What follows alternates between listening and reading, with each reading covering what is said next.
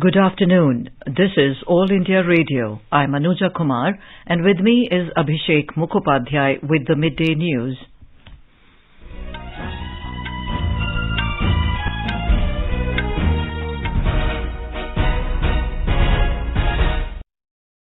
The headlines. Prime Minister to inaugurate and lay foundation stone of 23 projects worth over 17,500 crore rupees in Uttarakhand tomorrow. Election Commission holds meeting with Uttar Pradesh state officials in Lucknow to take stock of preparations for assembly elections. 781 cases of Omicron reported in the country so far. Several states impose night curfew and other restrictions. More than 143 crores 25 lakh vaccine doses administered so far under nationwide vaccination drive. Recovery rate stands at 98.4%. Met Department predicts intense cold wave conditions across northwest India for next 2 days. And in cricket, India were 34 for 2 against South Africa on day 4 of the first test match at Centurion. As India marches towards administering 150 crore vaccine doses against COVID-19, news about the new corona variant is a cause of concern. In this situation, we appeal to our listeners to get fully vaccinated at the earliest and help others get vaccinated. Please continue to follow these 3 simple steps to stay safe. Wear a face mask, maintain 2 gaz ki doori for social distancing, focus on hand and face hygiene. For any COVID-related information and guidance, contact National Helpline numbers 01123978046 and 1075. And now the news in detail. Prime Minister Narendra Modi will visit Haldwani in Uttarakhand tomorrow. Mr. Modi will inaugurate and lay the foundation stone of 23 projects worth over 17,500 crore rupees. Among the 23 projects, foundation stone will be laid for 17 projects worth over 14,100 crore rupees. These projects cover a wide array of sectors and areas across the state, including irrigation, road, housing, health infrastructure, industry, sanitation, and drinking water supply. The program will witness inauguration of 6 projects, including multiple road widening projects, a hydropower project in Pithoragarh, and projects to improve sewerage network in Nainital. The cumulative cost of the projects being inaugurated is over 3,400 crore rupees. Mr. Modi will lay the foundation stone of the Lakhwar multipurpose project to be built at the cost of about 5,750 crore rupees. This project was first conceived in 1976 and was lying pending for many years. Prime Minister's vision to prioritize long-pending projects is the force behind the project's foundation stone being laid.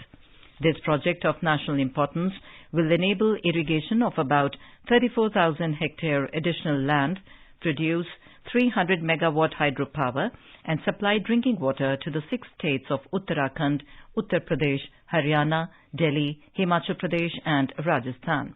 The projects whose foundation stones would be laid include 4-laning of 85-kilometer Muradabad-Kashipur Road to be built at a cost of over 4,000 crore rupees and 2-laning of 22-kilometer stretch of Gadarpur-Dineshpur-Madkota-Haldwani Road and 18-kilometer stretch of Kicha to Pantnagar. Improved connectivity will also benefit the industrial areas in Rudrapur and Lal Kuan, besides improving the accessibility of Jim Corbett National Park. The foundation stones of multiple road projects all across the state under the Pradhan Mantri Gram Sadak Yojana would also be laid by the Prime Minister.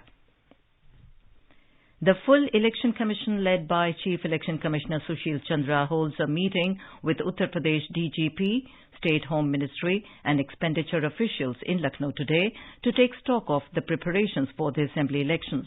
The ECI team yesterday interacted with the representatives of various political parties.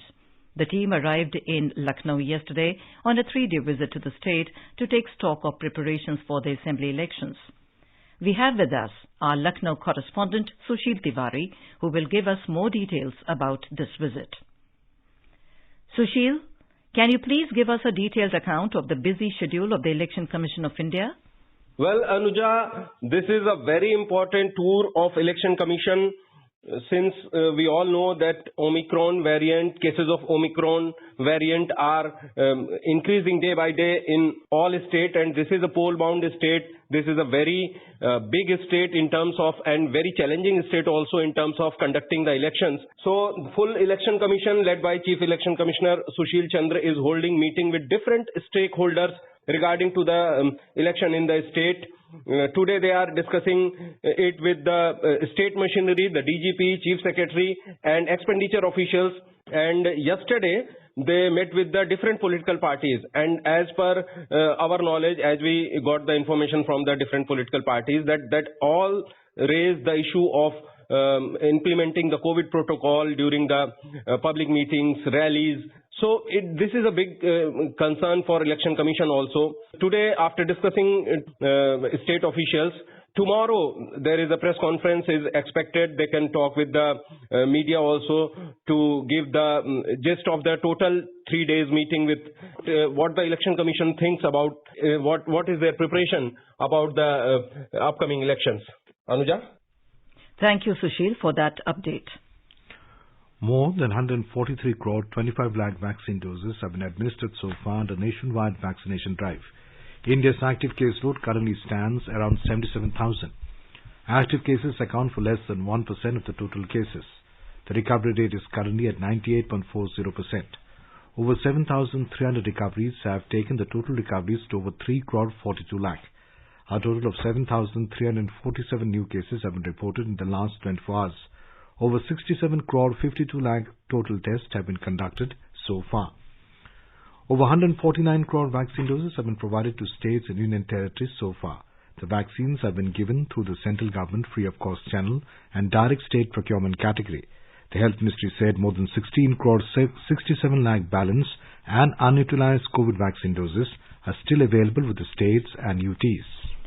781 cases of Omicron have been reported in the country so far. Out of the total Omicron cases, Delhi has reported 238 cases, followed by Maharashtra with 167, Gujarat has 73 cases, and Kerala 65 cases. Union Health Ministry said till now 241 people have recovered from the infection. In Delhi, not a single Omicron patient has required oxygen support so far. Talking to media, City Health Minister Satyendra Jain said most of the Omicron cases have been detected at the airport and the cases have increased with the arrival of international flights. He said as per the experts and doctors, the Omicron variant is milder as compared to Delta variant of COVID-19. Mr. Jain said the infected people are getting cured. 2 positive cases of Omicron have been reported in the Union Territory of Puducherry. Dr. Sriramulu said that the healthcare authorities had sent 90 samples for genome sequencing and got the results of 2 samples. Among the 2 cases, one patient is 80 years old male admitted for COVID positive on 3rd December and discharged. He is fine now. Second patient is a 20-year-old girl found COVID positive on 7th December and she is also fully recovered. Further, Dr. Sriramulu said now the health department is in the process of tracing the contacts to determine the source of infection and to break the chain. Meanwhile, Lieutenant Governor Dr. Tamilisa Soundararajan instructed the officials to take all measures for strict enforcement of COVID guidelines to prevent a possible surge in cases during the forthcoming festivals. Chandramohan, Air News, Puducherry. Amid rapid rise in the cases of COVID-19 and its newfound variant Omicron in several states in the past few weeks, the state governments have brought back preventive measures to stem the possible spike of the pandemic. In Delhi, night curfew has been imposed by the state government from 10 p.m. to 5 a.m.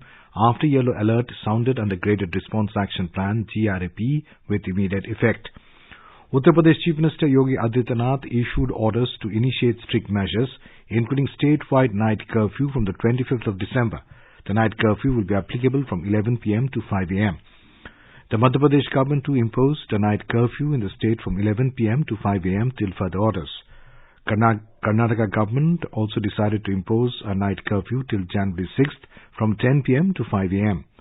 Haryana government also adopted measures to control the pandemic and imposed night curfew from 11 p.m. to 5 a.m. In Uttarakhand, night curfew came into effect from Monday night and will remain in force from 11 p.m. to 5 a.m. till further orders. The night curfew in Kerala will be imposed from 30th December and will continue till 2nd of January. Assam will also see late-night restrictions on movement of people from 11:30 p.m. to 6 a.m.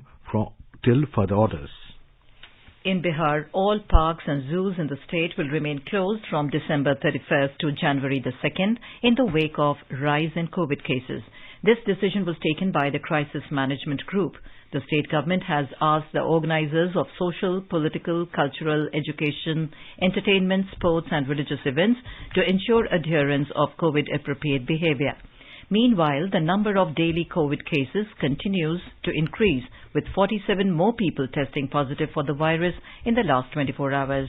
The number of active COVID cases in the state is increased to 155. Chief Minister Nitish Kumar has said that the third wave of COVID pandemic has already started in the state and all necessary arrangements are being made to save the people from it. Talking to All India Radio exclusively, Dr. N.K. Arora, Chairman, COVID-19 National Technical Advisory Group on Immunization, NTAGI, urges people who have not taken vaccine till date to take vaccine immediately. इस समय दुनिया में 20-25 vaccine हैं जो इस्तेमाल की जा रही हैं। उसमें से 10 के लगभग ऐसी वैक्सीन है जो WHO द्वारा प्रमाणित, और जिसने वैक्सीन नहीं लगवाई है वो जाकर के वैक्सीन तुरंत लगवाए, क्योंकि यही हमारा वेपन है। जो शुरू की 2 डोजेज दी गई उसके एक फिक्स्ड टाइम के बाद एक तीसरी डोज दी जाए, उसको बूस्टर कहा जाता है। वैक्सीन की कोई कमी नहीं है इस समय। ये बहुत ही गर्व का विषय है कि आने वाले समय में भारत में विकसित और निर्मित बहुत सारी वैक्सीन आने वाली है। कोवैक्सीन है जो भारत में निर्मित है और विकसित है। इसके बाद ज़ाइकोवी-डी जो कैडिला जाइडस की है, डीएनए की दुनिया की पहली वैक्सीन, वो पूरी तरह यहाँ पर विकसित और निर्मित है। कोविशील्ड इस समय ऑलरेडी 25 से 30 करोड़ डोजेस पर मंथ बना रहे हैं। अगले आने वाले समय में हम अपनी जरूरत तो पूरा करेंगे ही, 5 अरब डोजेस होंगी सारी दुनिया को, बाकी लोगों को भी टीका लगाने। In a bilingual live phone-in program, Corona Jagrukta series, Dr. Rupali Malik of Safdarjung Hospital, New Delhi, will be with us today to answer the queries related to coronavirus. Listeners can ask questions to the expert from 9:30 p.m. on telephone number 011-2342-1230 and 011-2342-1764. You can also post your queries on a Twitter handle at AIR News Alerts by hashtag AskAIR. This live program can be heard on FM Gold channel and additional frequencies from 9:30 p.m. onwards. This program will also be available on our website newsonair.nic.in and on our YouTube channel News on AIR Official. The Army is making steady yet significant strides in the field of emerging technology domains. The Army, with support from the National Security Council Secretariat, NSCS, has recently established the Quantum Lab at Military College of Telecommunication Engineering, Mau, in Madhya Pradesh, to spearhead research and training in this key developing field. Army Chief General M.M. Narvane was briefed on the facility during his recent visit to Mau. The Army has also established an Artificial Intelligence AI Center at the same institution with over 140 deployments in forward areas and active support of industry and academia. Training on cyber warfare has been imparted through a state-of-the-art cyber range and cyber security labs. Our correspondent reports research undertaken by Indian Army in the field of quantum technology will help leapfrog into next generation communication and transform the current system of cryptography in the Indian Armed Forces to post-quantum cryptography PQC. Department of Defense Production has notified a positive indigenization list of subsystems, assemblies, sub-assemblies and components as part of the efforts to achieve self-reliance in defense manufacturing. This will also minimize imports by defense public sector undertakings. The list contains 2,500 imported items which have already been indigenized and 351 imported items which will be indigenized in next 3 years. The Defense Ministry in a statement said this Atmanirbhar initiative will save foreign exchange approximately equivalent to 3,000 crore rupees every year. Details of these items are available on Srijan portal. They will only be procured from Indian industry after the timelines indicated in the list. You are listening to the Midday News on All India Radio. A reminder of the headlines before we move on. Prime Minister to inaugurate and lay foundation stone of 23 projects worth over 17,500 crore rupees in Uttarakhand tomorrow. Election Commission holds meeting with Uttar Pradesh state officials in Lucknow to take stock of preparations for assembly elections. 781 cases of Omicron reported in the country so far. Several states imposed night curfew and other restrictions. More than 143 crore 25 lakh vaccine doses administered so far under nationwide vaccination drive. Recovery rate stands at 98.40%. Met Department predicts intense cold wave conditions across northwest India for the next 2 days. And in cricket, India with 35-2 against South Africa on day 4 of the first test match at Centurion. For quick news updates around the clock, follow us on our Twitter handle @AIR News Alerts. चलो मिलकर एक शुरुआत करें, चलो एक फैसला आज करें, मास्क नहीं तो टोकेंगे, कोरोना को रोकेंगे, चलो एक इरादा करते हैं, चलो कुछ वादा करते हैं, मास्क नहीं तो टोकेंगे, कोरोना को रोकेंगे.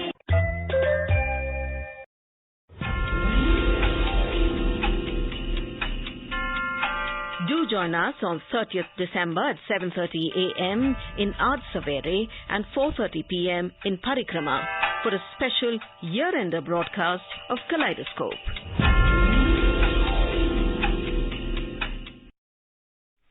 Welcome back to the Midday News on All India Radio. The India Meteorological Department, IMD, has warned that the cold wave conditions are likely to prevail in some states of North India till the end of this week.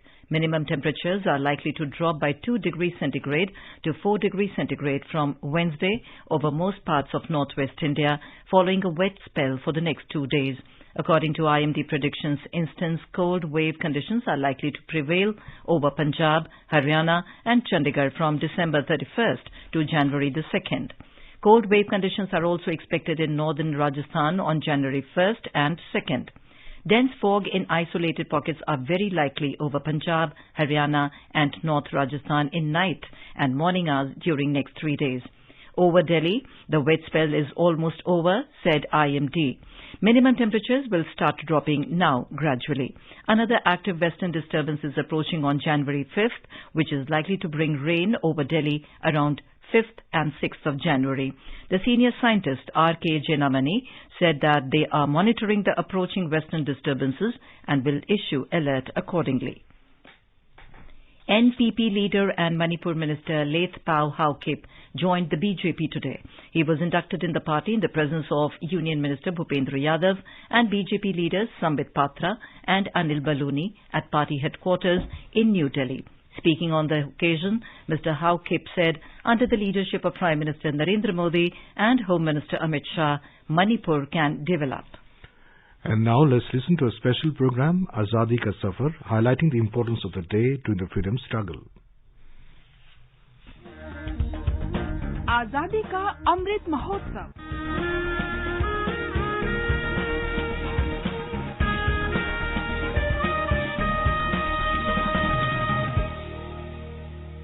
Azadi Ka Safar with AIR News. Birth of a nation. India's glorious freedom struggle is one of the greatest struggles the modern world has ever witnessed. AIR News brings you a glimpse of this struggle every day. Janani, Janani,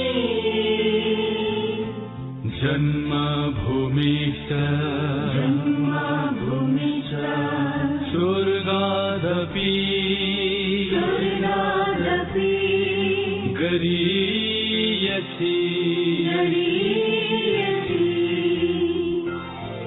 In today's episode, we remember one of the earliest moderate leaders, Umesh Chandra Banerjee, who was born on December the 29th, 1844. He was the co-founder and the first president of the Indian National Congress.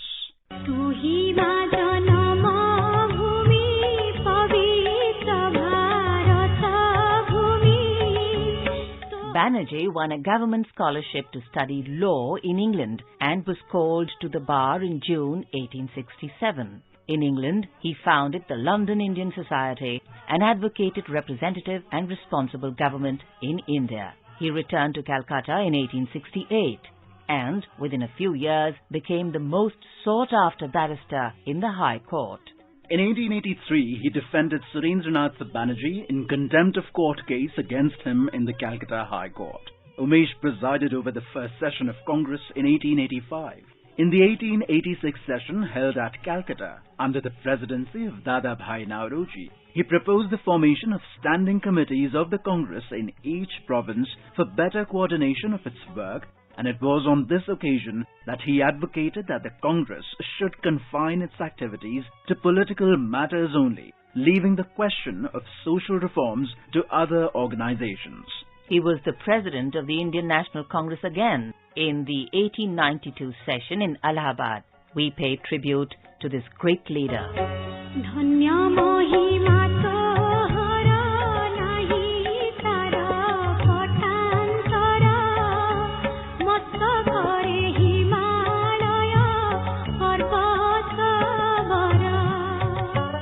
We also remember revolutionary freedom fighter Bhupendra Kumar Datta, who died on the 29th of December 1979. A prominent Jugantar leader, he went on hunger strike for 78 days in Bilaspur jail in December 1917, which was till that time the longest ever period of hunger strike in any country. Born on the 8th of October 1892 in the village Thakurpur in Jessore, now in Bangladesh, Datta got inspired by the anti-partition agitations of the Anushilan Samiti and joined the organization. In September 1915, after the death of Bagha Jatin, massive repression and imprisonment prevailed in India. Bhupendra Kumar Datta was arrested on the 17th of May 1917. In jail, Jiten Lahiri and Bhupendra Kumar Datta went on a protest against the imprisonment of freedom fighters without habeas corpus and against the physical and moral torture meted out inside the prisons. They published an 8-page long appeal which was sent across to many important personalities to inform the country about the decision of a hunger strike. Bhupen was later transferred to Bilaspur jail, where he continued his hunger strike for 78 days. He was released in 1920. Arrested again on the 23rd of September 1923, Bhupen was deported to Mandalay in Burma, where Netaji Subhash Chandra Bose was also imprisoned soon after. Netaji presented him the book Memories of a Revolutionist that he had smuggled for Bhupen during his last trip to Europe. After his release in 1928, Bhupen resumed his usual multifarious role of maintaining contacts with various Jugantar leaders, editing the journals, collecting arms and distributing them. He was jailed again for 8 years in 1930 for sheltering the absconding revolutionaries of the Chittagong Armory raid. He edited the weekly newspaper Forward and was again detained in 1941 for 5 years.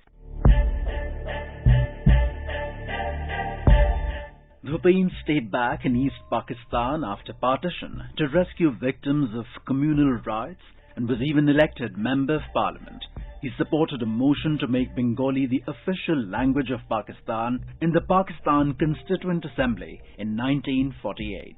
Bhupen came back to India in 1962 and devoted his time to the nation. We salute the great freedom fighter.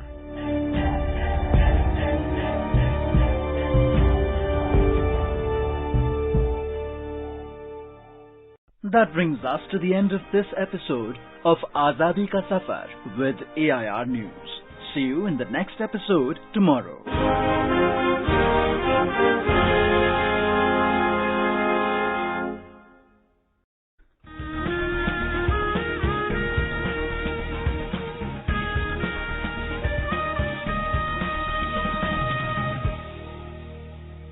स्वाधीनता संग्राम के वे निशान जो साक्षी हैं हमारे सेनानियों के संघर्ष और बलिदान के। आकाशवाणी समाचार ला रहा है विशेष श्रृंखला निशान। हर बुधवार को शाम 4:45 पर कार्यक्रम परिक्रमा में FM गोल्ड 100.1 मेगाहर्ट्ज पर।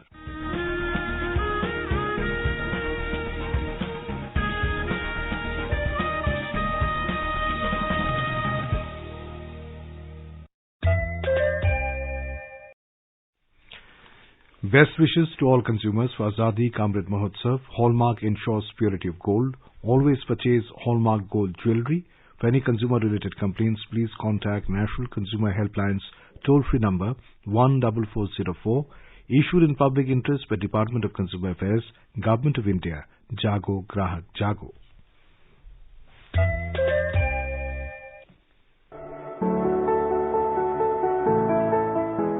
The News Services Division of All India Radio presents 2021, the year that was.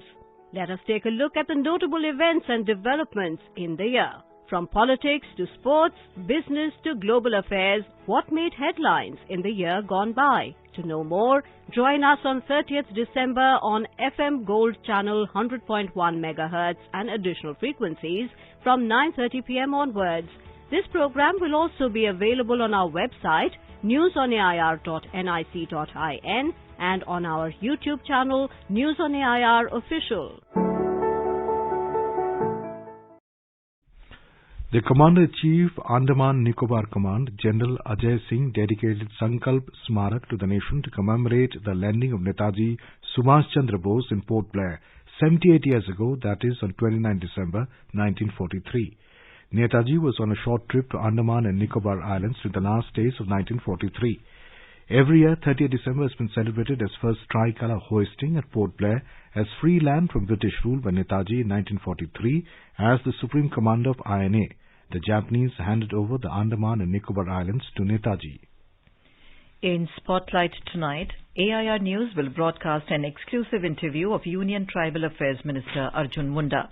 This can be heard on FM Gold Channel and additional frequencies from 9:15 p.m. onwards. This program will also be available on our website newsonair.nic.in and on our YouTube channel News on AIR Official. England and Wales has reported nearly 130,000 new coronavirus infections, which is a record daily tally as Omicron variant cases surge in the region alarmingly. Authorities in London and Cardiff announced 129,471 new cases, while the Scotland provisionally recorded 9,360 infections and Northern Ireland released no new data due to the Christmas holidays. Britain is already among the worst hit countries in Europe, with a virus death toll approaching 150,000. In the first cricket test, India were 45 for 2 on day 4 against South Africa at the Supersport Park in Centurion when reports last came in. Earlier, India bowled out the host for 197 runs to take a healthy 130-run first innings lead. For India, Mohammad Shami was the peak of the bowlers on day 3 as the seamer has taken a 5-wicket haul to complete his 200 wickets in Test cricket. Apart from Shami, Jasprit Bumrah and Shardul Thakur picked 2 wickets each, while Mohammad Siraj got 1.